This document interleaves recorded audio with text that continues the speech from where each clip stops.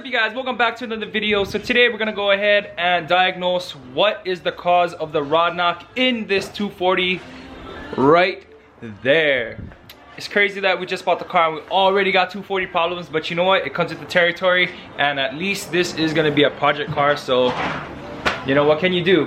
We got it for a pretty good deal, like we've been saying, so you know, it's not too bad. I mean, the motor actually turns over really well for sitting for 2 years. It runs really good. The only thing is it has rod knock. So we're gonna go ahead and diagnose what is the cause of this, and then hopefully we can try to fix it.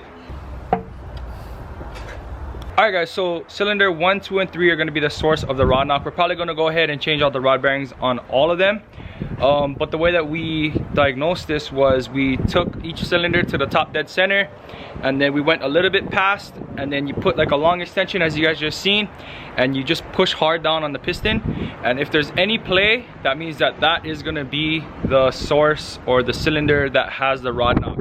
So we're gonna go ahead and attempt to try and replace them inside the car. Jack up the tranny to lift the engine up a little bit, and then drop the oil pan, and then remove the oil pickup, and hopefully we can get to the actual connecting rods. I've heard that you can do it. It's a little bit difficult, but it's a lot easier than pulling the whole motor right now.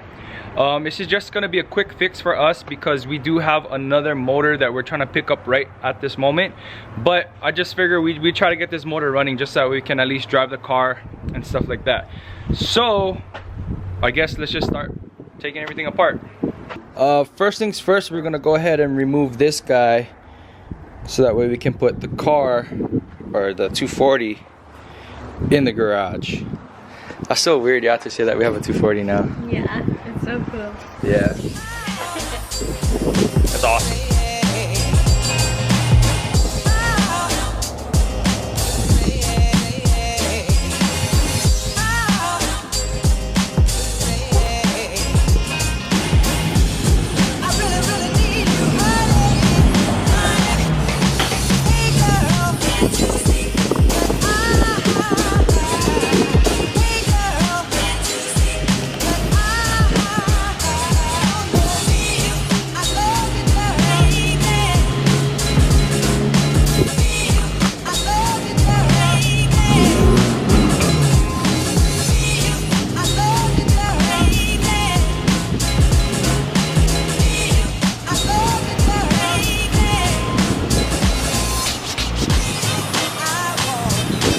So first thing we're gonna do is drain the oil.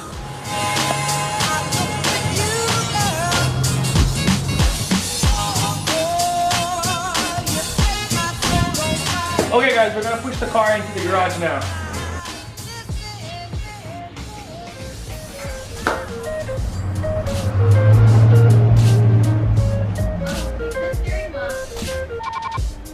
We got it in the garage.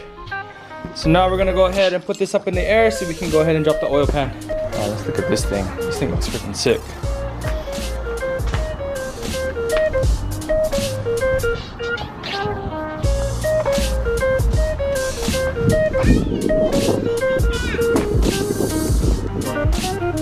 All I'm doing is I am removing these brackets on the transmission that are bolted to the block, so that way I can go ahead and get to these bolts that hold up the oil pan on the back side. We already took off the two 14mm bolts that are bolt the motor mounts to the engine. As you guys can see, the jack here is holding up the engine. This is not as dangerous as it looks because the engine's just not gonna fall on me. There's this cross subframe right here that'll hold the engine. We just need a little bit of space so that we can pull the oil block, not oil block, but the oil pan off.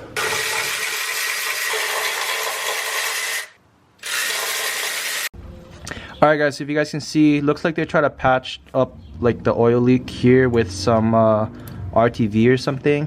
So that explains what happened. More than likely, this thing had a leak here and the oil kept going low.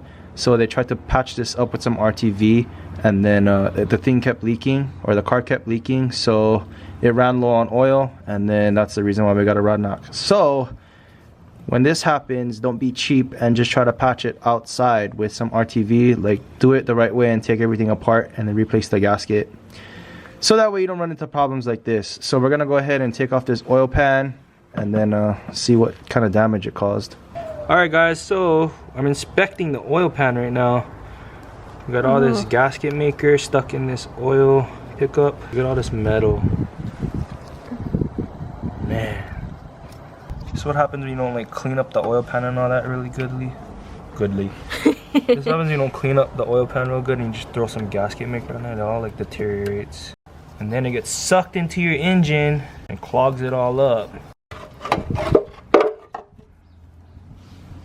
Damn, look at all that metal.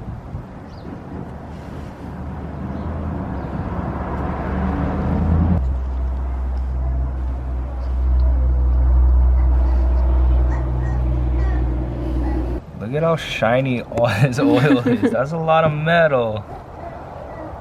Alright guys, so it looks pretty bad. Alright guys, so I'm gonna go ahead and take out the connecting rod caps and see how bad the bearings are, if there's even bearings left in the engine, because this is a lot of metal. So yeah, let's go back under the car. Look at this guys, you should not be able to do this. You should not be able to move the rod like this. I can move it with my hand. Damn, why is this thing so tight?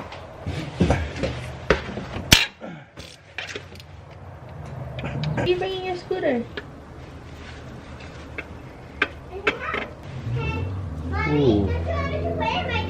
Alright guys, if you guys can see, this crank is really damaged. The bottom cap didn't even have a bearing on it. And this, if you can see this little metal piece right here, that's the top bearing for the rod. And it's like stuck to the crank right now because they ran it for so long. You're not supposed to have to peel the bearing off the crank. Some people don't deserve cars. It's not supposed to be like this. What the heck? Who gave this person this car? The bearing. Yo, this is ridiculous. Why? Who did this? Whose man's is this?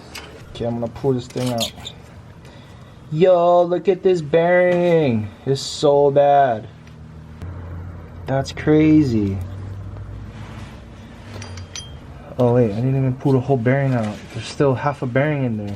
Alright guys, we just got the other half of the top bearing. Or it could be the other part of the first bearing. I think it's the other part of the bottom bearing.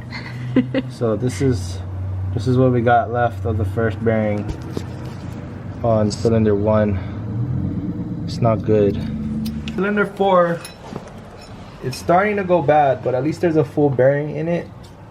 Here's one half, then here's the other half. The crank looks good though, like it looks pretty good. Probably needs a light resurfacing.